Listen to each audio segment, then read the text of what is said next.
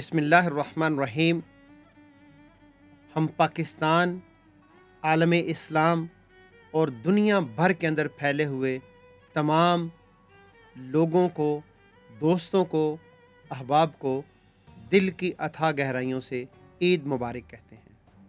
अल्लाह करे ये ईद खुशी का, अमन का पैगाम लेकर आए, और हम ये दुआ गो भी हैं कि अल्लाह ताला की ज़ात आपके आंगन को, आपके घर को खुशियों से भर दे।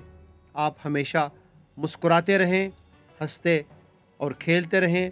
अल्लाह ताला की ज़ात आपको अपनी ख़ास रहमतों से नवाज दे।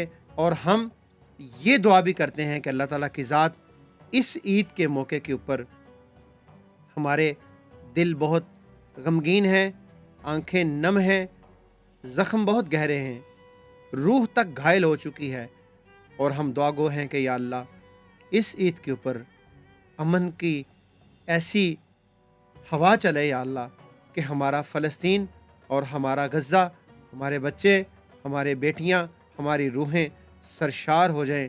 या अल्लाह अमन ऐसा अता फरमा, बड़ी लंबी कुर्बानी हो गई या अल्लाह। तो अपनी रहमत ख़ास से या अल्लाह दुनिया को अमन नसीब फरमा। आप तमाम दोस्तों को ईद मुबारक हो। हम दुआ गो हैं, अपना ख्याल रखिएगा। और हाँ, गोश्त ज़रा थोड़ा सा कम खाइएगा, तकसीम ज़्यादा कीजिएगा, क्योंकि तकसीम से चीज़ें बहुत बढ़ जाती हैं। तो आप तमाम दोस्तों को मेरी तरफ से ईद मुबारक।